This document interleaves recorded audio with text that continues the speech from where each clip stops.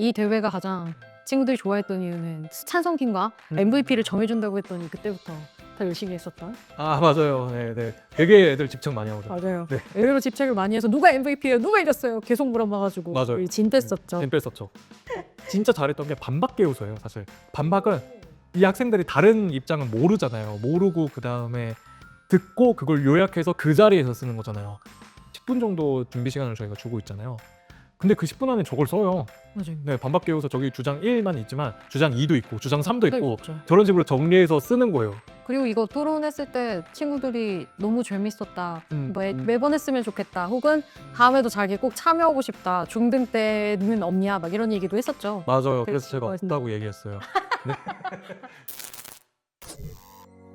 안녕하세요. 오늘은 저희 부원장 선생님이신 박철웅 선생님께서 진행하고 계신 초등 고학년을 대상으로 하는 저희 전기가오리 독서논술의 시그니처 수업인 토론반을 좀 소개시켜 드리려고 하고 있습니다. 5학년, 6학년이 대상이잖아요. 그래서 그 5학년, 6학년에 대한 구체적인 커리큘럼도 여쭤보고 왜 지금 초등학교 5학년, 6학년들에게 토론반이라는 좀 특별한 형태의 수업이 필요한가 이 지점에 대해서 여쭤보려고 하고 있습니다. 선생님 일단 본인 소개 한번 해주시죠. 네. 안녕하세요. 전기가오리 독서논술 박초롱입니다.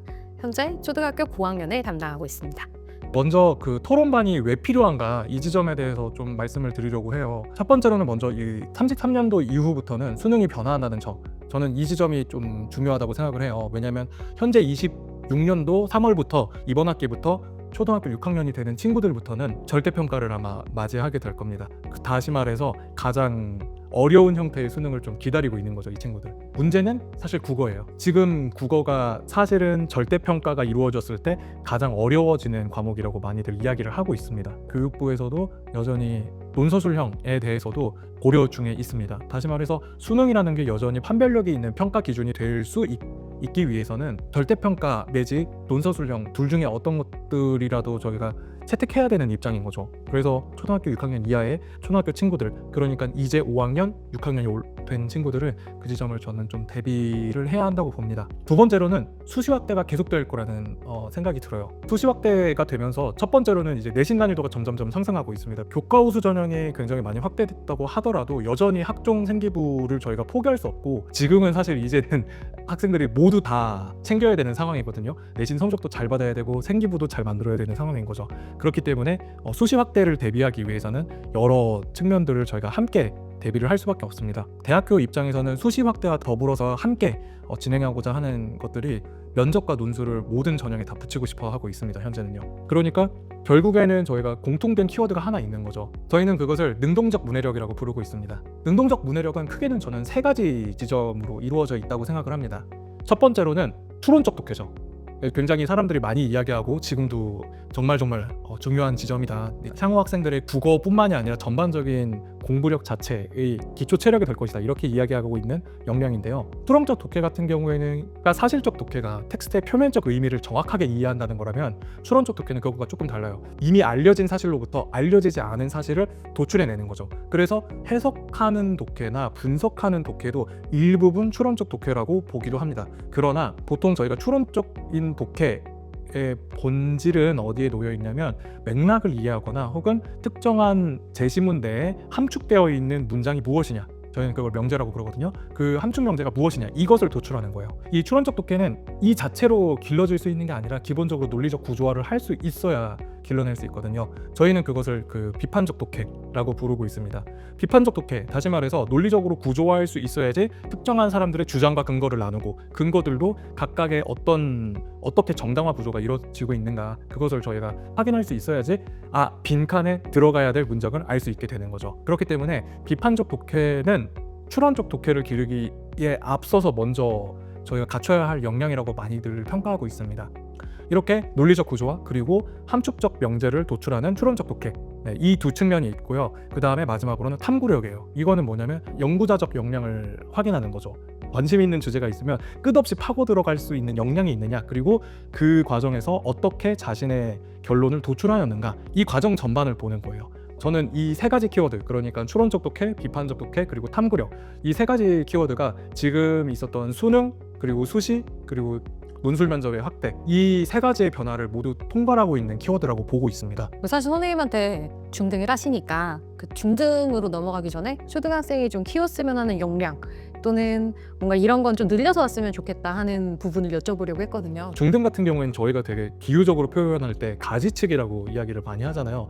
그러니까 초등에서는 제가 느꼈을 때는 아까 말씀드렸던 연구자적 역량이 정말 자기가 생각하는 대로 자기가 하고 싶은 것을 마음껏 해보는 기회가 되게 중요한 것 같다고 생각을 하거든요. 중등에서는 이제 그게 이제 아카데믹 에세이 형태로 좀 많이 잘라줘야 됩니다. 중등 같은 경우는 이제 작가의 시점 또는 의도를 보지만 사실 초등에서는 어느 정도 왜 이랬을까? 나였다면 이렇게 어느 정도 대입한다든지 하는 식으로 책을 읽잖아요. 초등이랑은 확실히 중등 수업이랑은 아무래도 초등은 여러모로 차이가 있긴 하죠. 그러면 토론반이 저희가 이미 하고 있는 그 일반반이 있잖아요. 일종의 심화반이라고 할 수 있는 이 토론반이 정독반과 어떤 점에서 좀 확실히 다른지.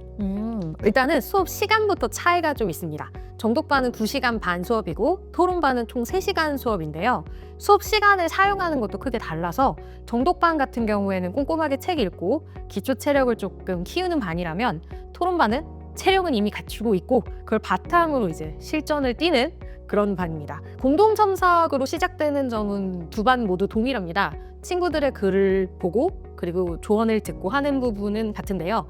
다만 차이점은 사고반은 글의 짜임새나 이런 부분을 보고 피드백을 받는다면 토론반은 개요 작성한 것과 글의 내용이 동일한지 자신이 계획한 대로 글이 작성되었는지를 보고 평가를 좀 해요. 그래서 전반적으로 친구들의 조언을 듣고 글도 고쳐나가는 시간입니다. 수업 시간 구성도 보니까 좀 차이가 있네요.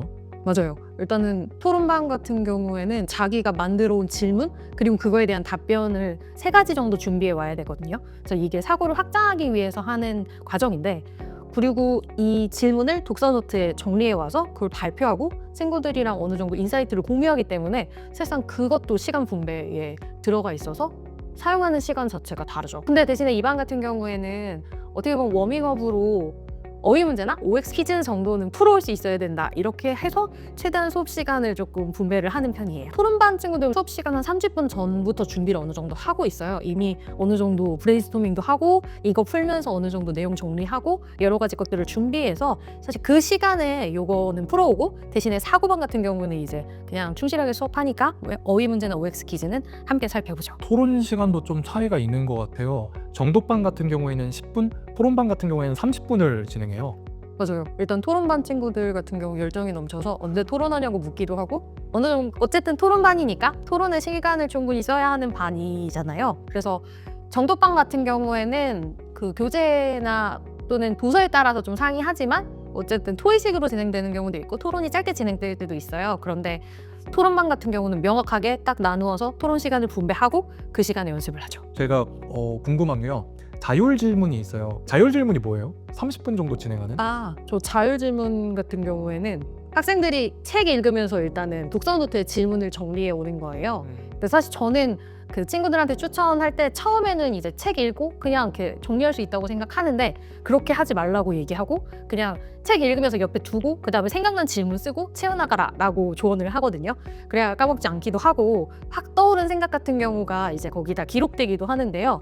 이게 기본적으로 친구들이 만들어 온 문제가 다 달라요. 그래서 그냥 책을 읽으면서 들었던 호기심 또는 질문 이런 건 친구들이랑 얘기해보고 싶어. 혹은 이거 그러면 이걸로 글을 쓸 수도 있을 것 같은데 하는 소재가 될 수도 있고 그래서 굉장히 어느 정도 사고를 확장해오는 그런 연습이 돼서 자율질문 같은 경우는 친구들마다 다양하게 이제 작성을 해오죠. 처음에는 그 질문에 대한 정답이 있는 질문만 해야 된다고 생각해요. 그래서 초반에는 친구들이 만들어 놓은 게 비슷하기도 하고 그 질문에 대한 게 굉장히 단순하거든요.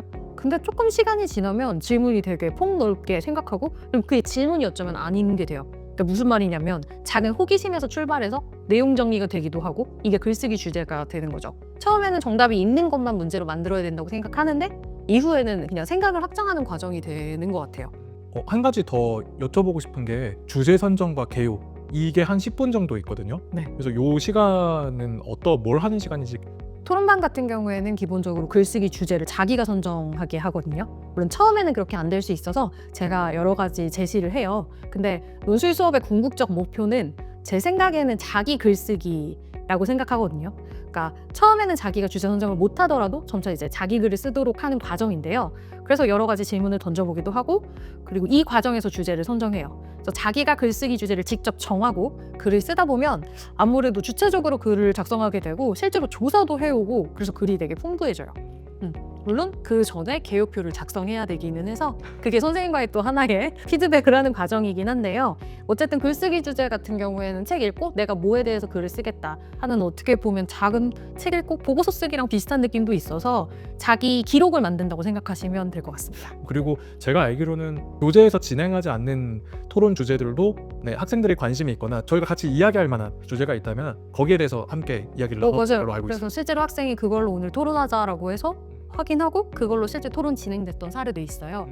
그리고 글쓰기 주제를 개별적으로 선정해 주죠. 토론반 같은 경우에는. 개요표 작성하고 또 피드백 받고, 왜냐면 처음부터 개요를 잘 쓰는 학생이 없어요. 아, 그렇죠. 그래서 일단은 초호 같은 경우는 그래서 저희가 마인드맵부터 작성해서 개요 짜기를 천천히 연습을 시키는데요. 이게 생각이랑 생각을 연결해서 문장을 또 만들어야 되다 보니까 아무래도 이 개요 작성이 처음부터 쉽지는 않습니다. 그런데 초를 끝하는 어느 정도는 개요표 제출하고 저한테 피드백을 받아요. 그래서 만약에 좀 엉뚱하게 이제 이렇게 나왔다, 그러면 다시 주제에 맞게끔 방향 같이 잡고 이런 내용 추가하고 이런 건 조금 뭐 이렇게 표현해보자 라고 얘기해서 전체적으로 글 개요 잡고 방향을 조금 같이 잡아나가요. 토론반 학생이 많아질 수 없는 이유가 있어요. 구조적으로. 그렇죠. 그러니까 정해진 저희 3시간 수업, 한 주 3시간 수업 이외에도 선생님 실제로 학생들이 글을 쓰기 전에 구글 문서나 혹은 가지고 있는 저희 포맷을 통해서 따로 학생들과 컨택을 해가면서 개요 쓴 거, 그 개요 첨삭을 또 따로 해주시는 거잖아요. 맞아요. 그럼 학생들이 그 첨삭 받은 개요를 보고 글을 쓰고 거기에 관해서 리라이팅 다시 쓰기도 해주시는 거고, 맞아요. 그런 상황인 거죠. 근데 의외로 학생들 글 보면 재밌어요. 왜냐면 이렇게 잡아왔는데 다음 주엔 좀 더 나아지기도 하고, 이런 정보 가져와서 이렇게 쓰려고 하는구나 하는 또 기특한 면이 있거든요. 네. 그래서 개요표 작성은 꾸준하게 진행하고 있습니다. 저희 그래서 실제로 독서노트 작년에 저희 토론반 진행했던 친구들이었죠. 그러니까 예시로 되게 보여주기 좋아서 저희가 잠깐 가져온 게 있는데요. 책이 아마 나의 행복과 모두의 행복인데, 여기서 자기가 실제로 들었던 질문 또는 이게 적용되는가? 이게 맞는 건가? 이렇게 하는 건가? 이게 이 개념에 대해서 전체적으로 얘기를 하고 싶어 해서 그렇게 작성을 해온 것 같아요. 그래서 지금 이 친구가 물어보는 게, 벤담은 사람들이 두 번째 행동을 할 때는 7가지 법칙에 따라 행동할 것이라고 생각했다. 그렇다면 그 7가지 법칙은 무엇인가에 대해서 본인이 지금 정리한 거예요. 뭐 쾌락은 얼마나 강한가. 이거 나의 행복과 모두의 행복이죠. 정말 많이 읽는 도서인데 좋은 도서라고 생각합니다. 조금 저는 이 내용이 사실 딱 연결은 안 되는데 배가 어떤 지점에 대해서 자기가 궁금해하고 있는 건가요? 나의 행복과 모두의 행복을 할 때는 네. 행복이라든지 그런 개념에서 시작해서 동물들의 행복까지 간 것 같아요.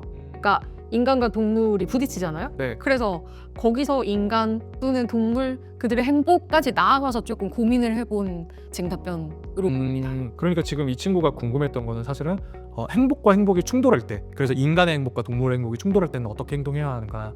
그래서 결국에는 이 공리주의에 대해서 쉽게 저희가 이해해 볼 수 있는 도서잖아요. 공리주의자들은 보통 그래서 이 동물의 행복과 인간의 행복을 잘 구별을 안 합니다. 대표적으로는 피터 싱어 같은 사람들이 있죠. 그래서 이 친구가 지금 그 지점에 대해서 본인이 스스로 생각해서 질문을 했고, 그게 실제로도 제가 알기로도 많은 공리주의자들이 대부분 동물의 고통에 대해서 우리가 최대한 피해야 한다 이렇게 주장하고 있거든요. 그런 비슷한 결론이 나오는 것 같아서 되게 신기해요.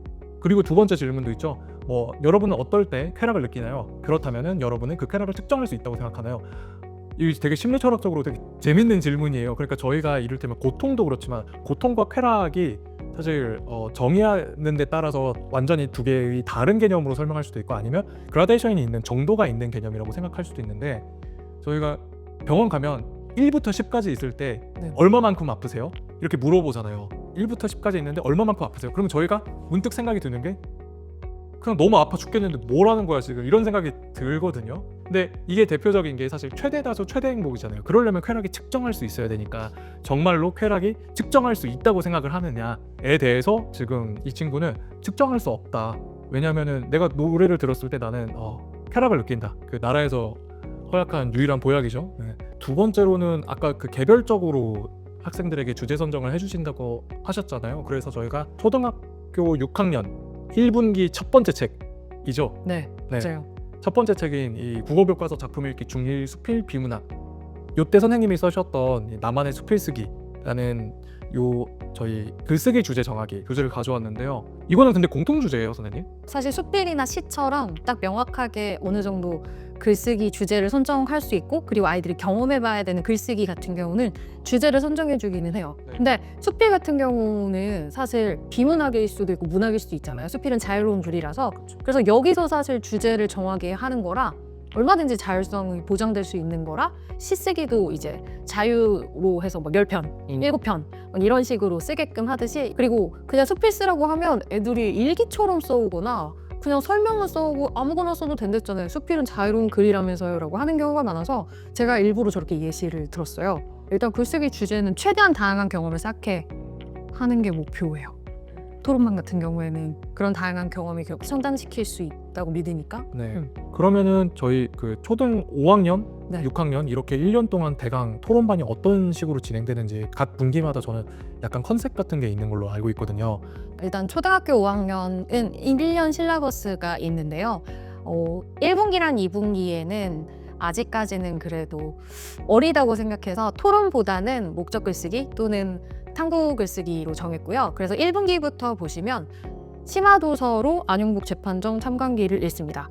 책 자체가 쉽지 않고 안용복이 왜 재판을 받아야 하는지, 그리고 그때 당시 시대 상황 이런 것도 이해해야 해서 학생들이 다양하게 생각할 수 있게끔 하는 심화도서에 가까워요. 심화도서가 맞는 거거든요. 잠깐만요. 심화도서가 뭐예요? 심화도서는 정독반 친구들이 읽지 않는 도서입니다. 그 친구들 읽었으면 좋겠고 언젠가는 다 읽겠지만 일단은 저희가 봤을 때는 이 도서로 뭔가 다양한 걸 할 수 있다, 혹은 그래도 좀 어려운 책이니까 같이 읽어봐야 된다 하는 의미 있는 책들을 심화도서로 선정했어요. 이렇게 깊이 있게 고민할 수 있는 도서들을 읽어야 된다고 생각하고요. 그로 인해서 이제 나올 수 있는 것들이 탐구 글쓰기거든요. 그래서 1분기 같은 경우에는 탐구 글쓰기, 특히 인물 탐구 보고서를 쓰는데요. 안용복이 입체적인 인물이잖아요. 그래서 그 인물에 대한 탐구 보고서 쓰기를 진행하고요. 그리고 아직까지는 아무래도 맞춤법 띄어쓰기가 잡혀있지 않은 경우가 많아서 특별 수업도 함께 진행합니다. 사실 고학년으로 갈수록 좀 더 힘들어하기도 하잖아요. 그래서 아무래도 문장을 완성시키는 게 필요해서 1분기에는 그런 그 수업을 진행하고요. 2분기에는 아까 말씀하셨던 심화도서로 철의 시대를 읽고, 그리고 탐구 글쓰기로 여기서도 사회탐구 보고서를 진행하는데, 이때는 보고서 쓰기 방법을 좀 가르쳐 주려고 해요. 그런데 탐구 보고서는 인문 분야도 있고 실험 탐구 보고서의 형태로 과학분과에 또 탐구 보고서가 있거든요. 그런 식으로 보통 세 가지로 좀 구별되는데, 선생님, 제가 알기로는 선생님이 진행하고 계신 저 사회 탐구 보고서 같은 경우에는 사회과학 실험을 설계하고, 나중에 저희가 좀 구체적으로 살펴볼 거지만 질문을 어떻게 해야 하는가, 모집단을 표본을 어떻게 설정해야 되느냐, 뭐 그런 것들을 좀 살펴보는 수업이라고 생각합니다. 초등학교 5학년인데. 네. 근데 해보는 경험이 중요한 거겠죠? 맞아요. 목적이 있는 글쓰기를 해보고 명확하게 경험해보는 거랑 하지 않는 건 다른 문제라 일단은 저렇게 다양하게 경험할 수 있도록 실러버스를 꾸렸고요. 그리고 3분기에는 마지막 주차에 토론대회가 있는데 그것 때문에 일단은 2주 안에 읽어야 되는 도서를 1주에 읽기도 하고, 그냥 토론만 하고서 끝나면 아무래도 남는 게 없다 보니 퍼블릭 디베이트 입안서 작성하고 실습도 직접 해보면서 토론에 대해서 좀 배울 수 있고요. 그리고 4분기에는 역시 도서를 빨리 읽고 그다음에 세다 토론이 들어갑니다. 이것도 입안서 작성하고 토론 실습하고, 근데 이 대회처럼 해서 친구들이 다 관심을 가질 수 있게끔 진행을 하는 1년 코스입니다. 토론이라는 걸 실제로 하기 위한 반인 것 같아요. 그냥 자기가 하고 싶은 말 그냥 정리해서 한다던가, 아니면 선생님이 정리해준 말을 그냥 앵무새처럼 그냥 되풀이하는 그러한 형태로 형식적인 토론을 하거나 아니면 아무 의미 없는 토론을 하는 게 아니라, 실제로 학생들이 자기 생각을 정리해보고 이걸 토론의 형태에서 실습해보는 시간인 거죠. 네. 맞아요. 그냥 자기가 막 떠들면 그게 말을 잘하고 토론을 잘한다고 생각하는 친구들이 있어요. 근데 이제 중간인 케이스인데 이걸 좀 정리하고 확장하고, 또는 이게 글로도 토론 잘하는 친구들이 글도 잘 쓰잖아요. 보통은 그렇게 연결이 되는데 일단은 자기 말만 많이 하고, 그래서 아마 저학년 때나 그럴 때는 그냥 친구 얘기 듣고 자기 얘기하고 너도 잘했어, 나도 잘했지, 우리 모두 이런 생각 가지고 있어, 와 하고 끝나는 건데, 토론은 그런 토론이 아니라서. 그렇죠. 이번 특히 2분기에 대해서 조금 더 설명해 주시잖아요. 맞아요. 이번에 들어가는 그 그 2분기 특별 도서인데요. 이 책이 철에 대해서 생각하는 게 아니라 그냥 철과 인류를 연결해서 볼 수 있는 도서예요. 그래서 철이 인류의 역사를 좀 어떻게 바꿨는가 하는 되게 고시적인 시각을 제시하기도 하고, 이 책 읽으면서 학생들이 실제로 궁금증을 많이 가지게 되거든요. 그래서 사회탐구 보고서 쓰는데도 적합하다.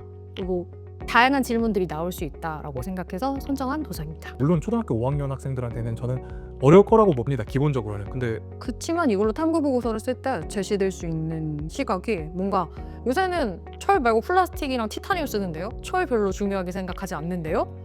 왜 그런가? 이런 생각으로 이어질 수 있고요. 그냥 이런 생각도 결국에는 탐구 보고서로 이어지게끔 하니까. 그쵸. 실제로 그렇게 물어본 친구들이 있었죠. 맞아요. 그래서 네. 철기가 청동기보다 강력하다고 했는데 그럼 철이 가장 강해야 되는데 예상 안 쓰잖아요. 무겁잖아요. 이런 식으로 얘기한다든지. 그래서 그러면 탐구 보고서로 충분히 나아갈 수 있죠. 실제로 저희 탐구보고 계획서인데요. 고교에서 쓰는 탐구보고서랑 거의 비슷해요. 네, 거의 비슷해요. 그래서 서론을 보면은 탐구 동기 있고 탐구의 필요성 이런 지점들이 있는데, 선생님 어떤 부분이 보통 지도로 들어가는지. 처음부터 잘할 수는 없지만 그래도 이렇게 양식으로 정리해보고 하다 보면은 친구들이 가닥을 좀 잡는데요. 아무래도 탐구 동기 같은 경우는 저희가 도서를 읽고 수업을 하니까 당연히 책을 읽고 생긴 질문에서 출발을 하게 되죠. 그래서 호기심이 생긴 부분 또는 뭔가 불편함을 느꼈던 부분, 이런 걸 떠올리고 그걸 연결하는데요.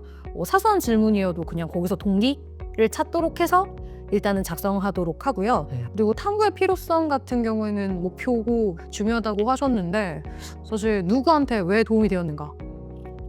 초등학교 5학년 학생들이니까. 그래서 이 결과로 이득을 보는 사람은 누군가? 혹은 이게 사회에 어떤 영향을 끼치는가까지도 연결해서 작성할 수 있죠. 탐구보고 계획서를 작성해 보면서 연습해 본다면 자연스럽게 이렇게 도서도 읽어 나갈 수 있는 기회가 되겠죠. 그래서 이 친구들이 가지고 있는 탐구력이라든지 아까 말씀드렸던 그 연구자적 역량이 자연스럽게 좀 체화될 수 있는 기회가 마련될 것 같아요. 본론 부분에서는 연구 대상을 선정하거나 가설 설정하는 부분, 자료 수집 방법이나 질문 내용도 있고, 구체적으로 어떤 식으로 질문을 하는 거냐, 예상 질문 내용이 있는 걸 보니까 아마도 서베이를 친구들한테 돌려서 그 사회과학적 실험을 계획하는 그런 보고서인 것 형식이죠. 같아요. 네. 대상 같은 경우는 누굴 연구할 것인지 범위를 좁혀야 하니까 그걸 설명해주면 바로 대상을 선정하게 되고요. 가설 설정 같은 경우에도 일단 만약 이럴 것이다 이렇게 연결해서 가설을 직접 세우게끔 하면 되게 재미있어 할 수 있는 과정이에요. 사실 이거 처음 했을 때는 좀 버벅이거나 할 수 있는데 감 잡고 나면은 오히려 재밌게 할 수 있는 부분이에요. 이렇게 하면 되는 거 아니에요? 라고 얘기하는 친구도 있고. 네. 그래서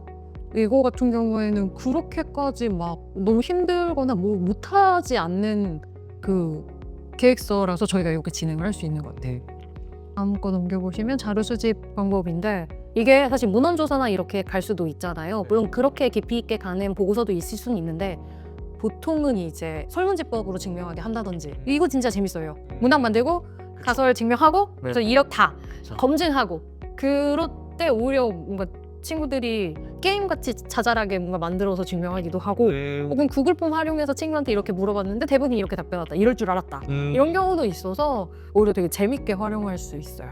초등학교 5학년도 저희가 되게 길게 이야기해봤는데 네. 초록 1년 실라버스도 되게 재밌어요. 그러니까 아까 설명해주신 것처럼 심화도서는 토론반만 특별하게 있는 어려운 책. 그렇죠. 저 운영국의 봄이 진짜 길거든요. 500페이지 좀 안 되지 않아요? 맞아요. 이게 사실 내용이 어렵다기보다는 어휘가 어렵고 그때 시대 배경을 이해하지 않으면 어려워요. 왜냐면 맞아요. 흥선대원군이라는 인물이 여기서도 입체적인 인물이다 보니 네. 이 사람을 어떻게 평가해야 될 것인가는 물론 그 시대적인 전반적인 흐름을 따라가지 못하면 이 책을 못 읽거든요. 근데 재밌는 거는 인물 탐구 보고서를 쓸 때 굉장히 결과물이 풍부해질 수 있는 인물이에요.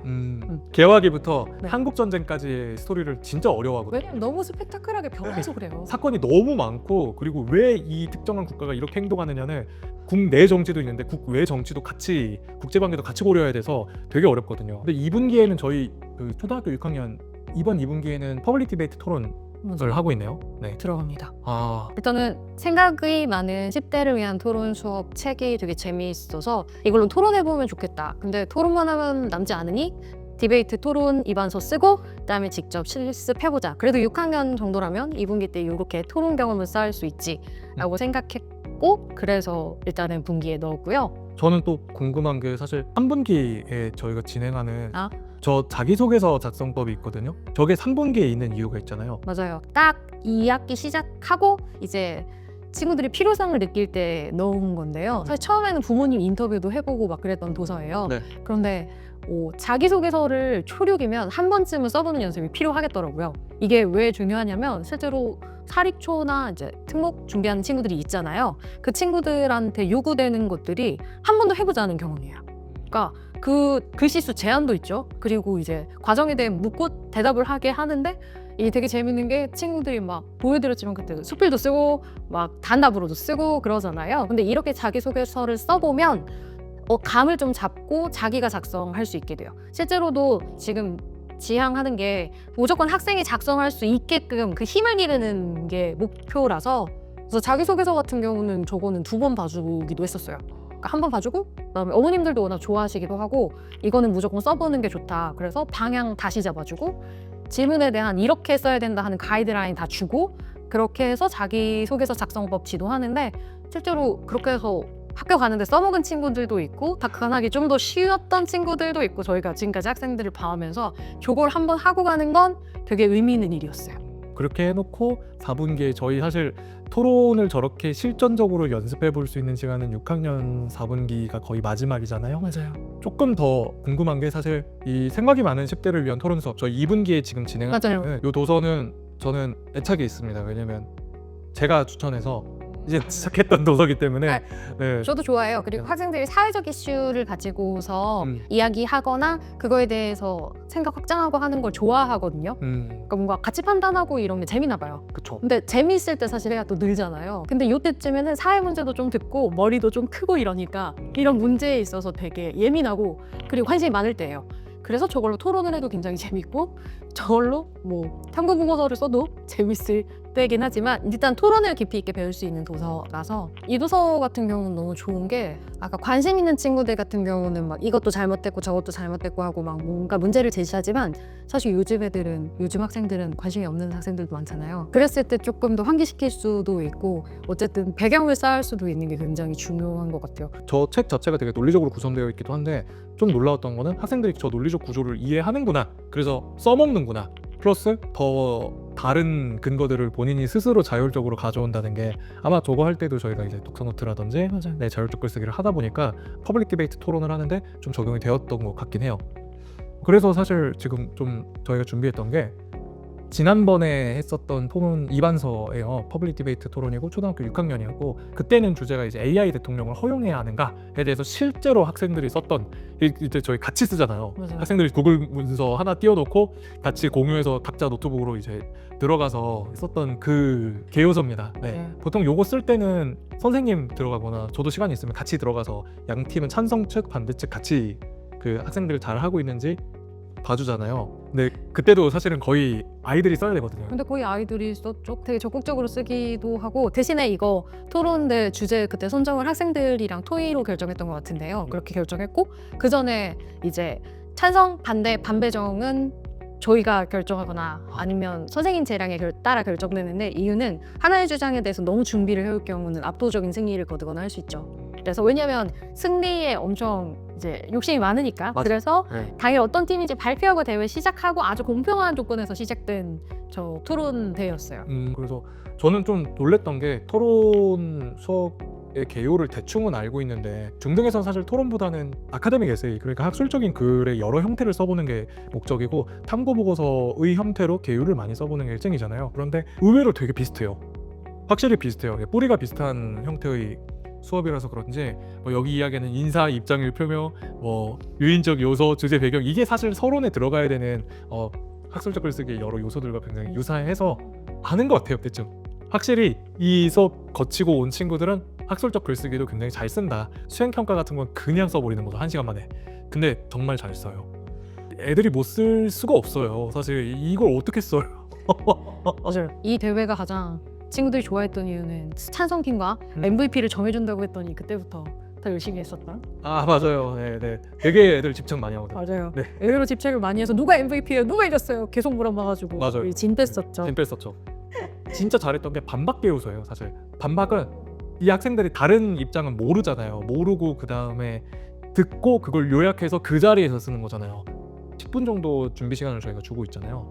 근데 그 10분 안에 저걸 써요. 맞아요. 네, 반박 개우서 저기 주장 1만 있지만 주장 2도 있고 주장 3도 있고 있죠. 저런 식으로 정리해서 쓰는 거예요. 그리고 이거 토론했을 때 친구들이 너무 재밌었다.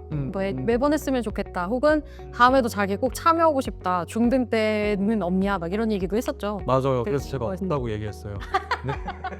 이렇게 토론반의 여러 가지 활동에 대해서 좀 박초롱 선생님께 여쭤보는 시간을 가졌어요. 실제로 토론반을 오랫동안 운영해 주시고 있으시죠. 이번 토론반의 좀 특징? 종합해서 정리해 주시자면은, 그리고 마지막으로는 어떤 친구들이 좀 토론반에 잘 어울리는지. 사실 이 반 같은 경우에는 수업하면서 정말 학생들한테 어떤 수업을 해야 좀 도움이 될까?